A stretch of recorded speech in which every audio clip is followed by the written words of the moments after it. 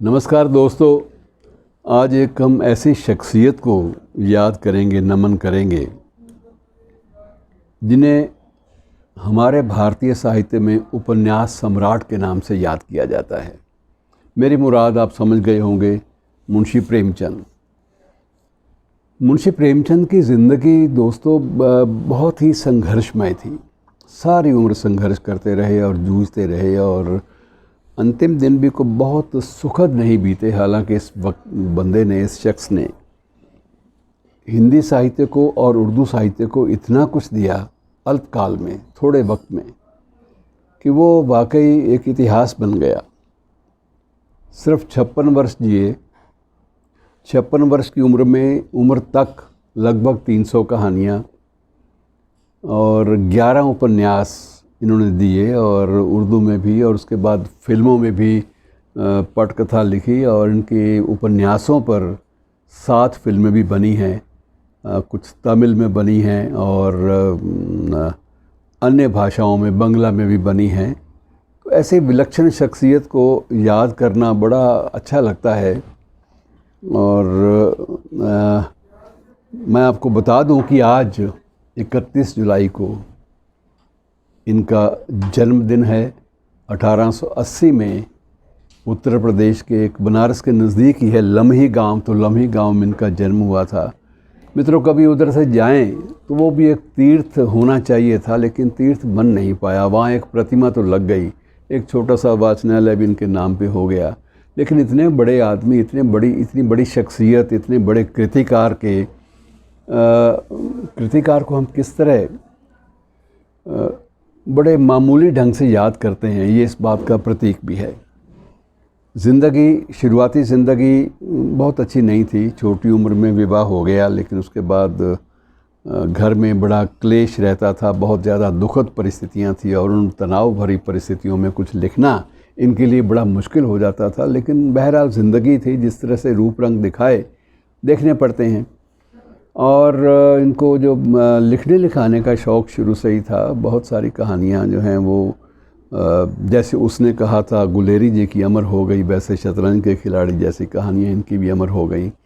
और सत्यजीत रे जैसे प्रख्यात कलात्मक निर्देशक को भी इनकी कहानी पे फिल्म बनानी पड़ी। मजबूर होना पड़ा कि वो कहानी का उसका एक कलेवर ही ऐसा था कि कोई भी फिल्मकार जब फिल्म बनाने की बात सोचेगा तो वो उस कहानी के बिना अपने आप को, अपने कला के जीवन को बड़ा अधूरा सा मानेगा।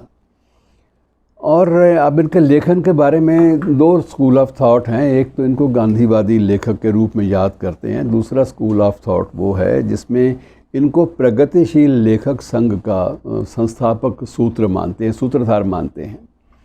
जब पहला अधिवेशन हुआ प्रोग्रेसिव राइटर्स एसोसिएशन का, प्रगतिशील लेखक संघ का, वो लखनऊ में हुआ था और उसकी अध्यक्षता प्रेमचंद से ही करवाई गई। नाम इतना ऊंचा हो चुका था, बेशक हालात घर के ठीक नहीं थे, और नाम भी एक नहीं रख पाए। घर में नवाब के नाम से जाने जाते थे, दादा उनको नवाब कह के बुलाते थे तो नवाब राय हो गए।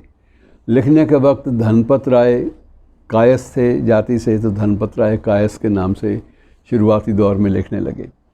और बाद में जब इनकी कृतियों पर पाबंदियां लगने लगी, मसलन इनकी एक संग्रह था उर्दू में, सोज़े वतन, जब एक अंग्रेज़ अधिकारी को पता चला कि उसमें इस तरह की सामग्री है, इनके भी बहुत सारे खैरख्वाह थे, बड़े शुभ चिंतक भी बहुत होते हैं आजकल हमारे समाज में, तो किसी ने कहा कि ये तो बगावत की बू आती है इसकी हर कहानी से। तो सोज़े वतन की इनके घर से 500 प्रतियाँ उठवाई गई और सरे राह चौराहे पर उन प्रतियों को अंग्रेज़ हुकूमत ने जला दिया।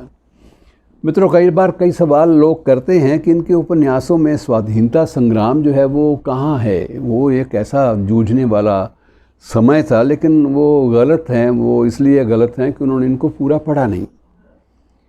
शुरू में प्रेमचंद भी गोपाल कृष्ण गोखले के स्कूल ऑफ थॉट से, स्वाधीनता संग्राम में भी 2 स्कूल ऑफ थॉट थे, 2 विचारधाराएं थी, एक नरमपंथी थे, एक गर्मपंथी।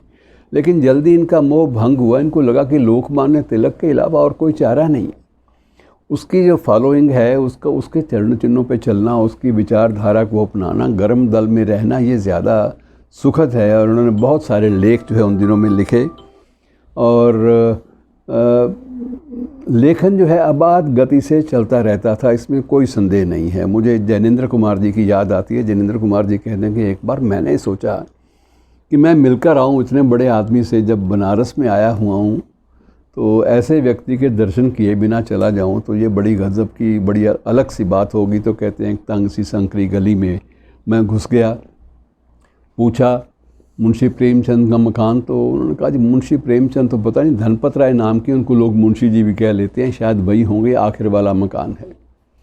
अब आखिर वाले मकान तक पहुँचे तो जैनेंद्र का दिल डूबने लगा कि इतना बड़ा साहित्यकार जिसकी रचनाओं को पढ़ते पढ़ते हम लोगों ने प्रेरणा पाई और जिसकी रचनाओं को पढ़ते पढ़ते हमारी वैचारिकता जो थी वो प्रौढ़ हुई, और वो किस हाल में रह रहा है। तो वो सीढ़ियों पर चढ़े और सीढ़ियों पर चढ़ने के बाद उन्होंने देखा कि एक तंग सी सीढ़ियाँ थी और नीचे खड़े होकर उन्होंने आवाज़ लगाई मुंशी प्रेमचंद जी यहाँ रहते हैं, और ऊपर से जवाब आया खांसी की, साथ में आवाज़ें भी बहुत बुलंद हो रही थी। और कौन है भाई?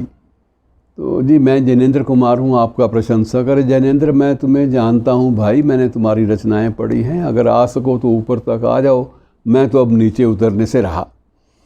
तो इतनी भी हालत नहीं थी उन दिनों में कि वो सीढ़ियों से आराम से नीचे आके अपने मेहमान का स्वागत कर सकें। और जैनेंद्र बताते हैं कि उस दिन मुझे लगा कि लेखन जो है ये कुछ भी हो सकता है कि, लेकिन हमारे परिवेश में इसको जितना सम्मान मिलना चाहिए उतना नहीं हम दे पाते। कहाँ हम प्रेमचंद की तुलना मैक्सिम गोर्की से और चेखव से होती थी, और कहाँ टॉलस्टॉय के उनको समकक्ष माना जाता था। और कई बार ये भी लोग कहते थे कि जितनी संवेदनशीलता टैगोर में है, सौंदर्य बोध, उतना प्रेमचंद में भी है। लेकिन प्रेमचंद को ज़्यादातर लोग ये मानते थे कि इनकी जो रचनाएं हैं वो यथार्थवाद पर आधारित हैं ही, लेकिन वो यथार्थवाद यथार्थोन्मुख आदर्शवाद है। उसमें एक आइडियल, एक संदेश देने का प्रयास ज़रूर करते हैं। मित्रों कुछ एक उपन्यास आप वक्त मिले तो आज के वक्त में भी पढ़ सकते हैं, मसलन गोदान। अब गोदान में जहाँ एक तरफ ग्रामीण अंचल की दारुण कथा जो है वो पूरी की पूरी उन्होंने सिलसिलेवार दी है। वहाँ साथ साथ शहरी ज़िंदगी की जो विद्रूपताएँ हैं, विसंगतियाँ हैं, दोहरा जीवन है, उनका उल्लेख भी मालती और प्रोफेसर मेहता के माध्यम से और राय बहादुर के माध्यम से किया है। तो ऐसी महान शख्सियत को हम लोग कितने सतही तौर पे याद करते हैं, वो बड़ा कष्टदायी होता है। बहरहाल उनकी गरिमा में कोई फ़र्क नहीं पड़ेगा। इनके दो बेटे दोनों ही प्रख्यात लेखक बने, श्रीपत राय और अमृत राय। अमृत राय ने कलम का सिपाही इनकी ज़िंदगी पे लिखा, हालांकि वो भी विवादों में घिरा रहा। एक पत्रकार महोदय ने कह दिया कि ये तो मैंने लिखा था और इन्होंने अपने नाम से छपवा लिया। लेकिन जो प्रामाणिक घटनाएं हैं वो अमृत राय के अलावा कोई लिख नहीं सकता था, और अमृत राय स्वयं समर्थ थे, एक लेखक के तौर पे वो लिख सकते थे। दूसरे बेटे श्रीपत राय वो नई कहानी आंदोलन के जनक भी रहे।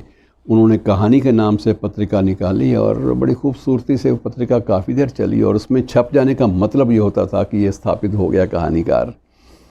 और इनकी एक पोती जो है वो भी सारा राय के नाम से प्रसिद्ध है। तो उसने भी अछूता लिखा बहुत कुछ, उसने अंग्रेज़ी में लिखा, ये बात अलग है। और जितने भी अनुवाद थे प्रेमचंद के वो भी सारा ने, पोती ने किए और लेखन की दुनिया में अपना सिक्का जमाया। तो ऐसी शख्सियतों को उनके जन्मदिन पर याद कर लेना मित्रों सुखद लगता है और प्रेरणा भी देता है। शुक्रिया।